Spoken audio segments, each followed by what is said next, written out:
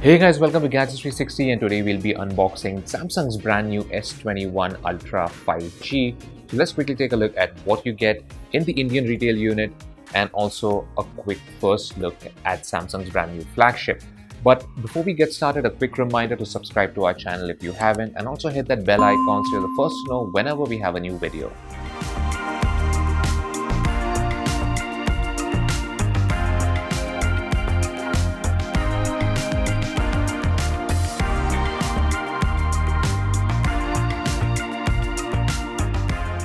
The first thing you'll notice is that the box is a lot slimmer than last time, and that's because Samsung has cut down the number of accessories it ships with its flagship phones at least.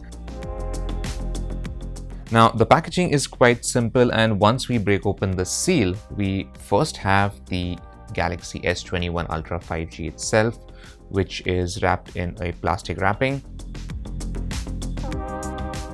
Now we'll place this aside for now, and next up is a little cardboard pouch which has the SIM eject tool on the outside.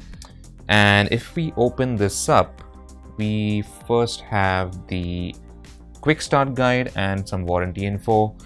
And next up we have the USB Type-C to Type-C cable. And that's pretty much it. Now, Samsung has clearly taken a cue from Apple this time around by not including a power adapter or even a headset in the box. However, you can buy these separately if you need them. Now let's take a closer look at the Galaxy S21 Ultra 5G itself. Now it looks similar from the front compared to the S20 Ultra. I mean, you get a single hole punch cutout for the camera on the top, it's very slim bezels all around, and a metal frame. However, Samsung has updated the design of the back in a pretty major way. Now, instead of a glossy glass panel that we had last time, we now have a matte textured glass panel on this phantom black color variant and a new contour cut camera design.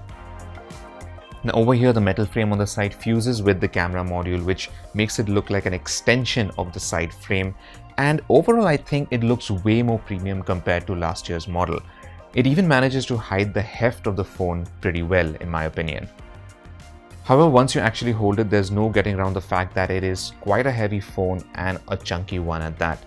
It's heavier than the S20 Ultra in fact, and it's a bit thicker as well. However, it does still feel very premium and solidly built. Now on the right we have the power and volume buttons, and at the bottom we have a slot for the two nano SIM cards, a USB Type-C port and a speaker.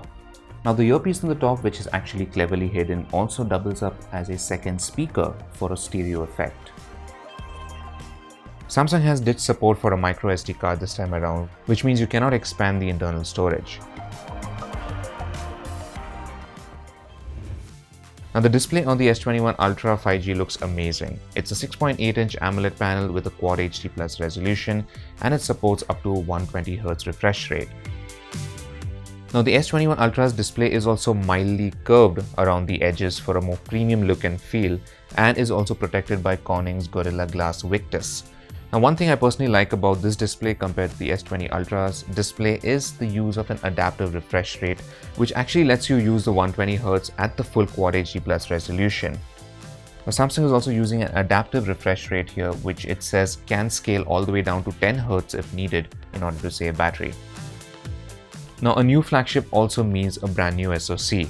Now, the Samsung Galaxy S21 Ultra sold in India features the new Exynos 2100 SoC, while in other countries you can expect the Qualcomm Snapdragon 888 SoC.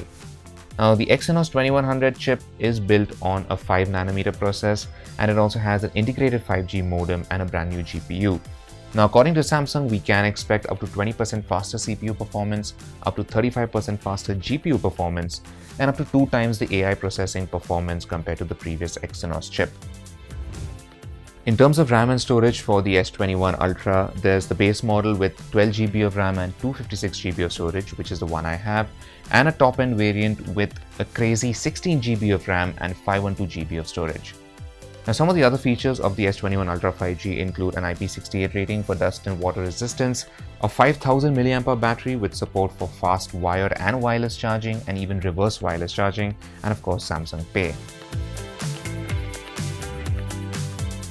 The phone also has an in-display fingerprint sensor and face unlock for biometric authentication.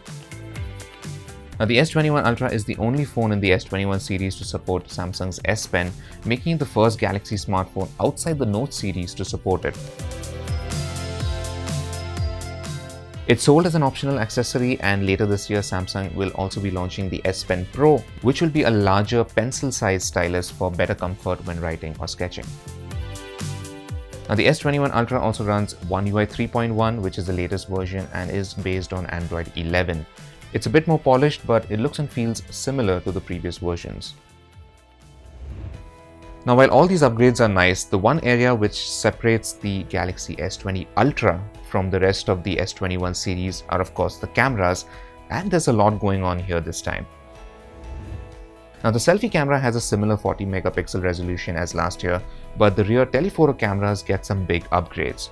We now have two telephoto cameras, a 10 megapixel sensor with a 3x optical zoom and another 10 megapixel camera with a 10x optical zoom. Now, you still get 100x space zoom like last time, but Samsung says it's added a new focus lock feature for better stability when shooting at a very high magnification. Now, both these telephoto cameras also support optical stabilization and dual pixel autofocus. Now, the two other cameras include a 108 megapixel primary camera with face detection autofocus, optical stabilization and an f1.8 aperture, and finally a 12 megapixel ultra wide angle camera with a 120-degree field of view, autofocus and an f2.2 aperture. Now, of course, there's a lot of testing to be done, so do check back for my detailed analysis of the cameras in the full review, but for now here are some of the samples taken from the S21 Ultra. Samsung continues to hype up 8K video recording, which is supported this time around too. However, it's still only at 24 FPS. So that is our quick unboxing and our first look at the brand new Samsung Galaxy S21 Ultra 5G. We will be bringing you the full review of this smartphone very soon, so stay tuned to Gadgets360.com.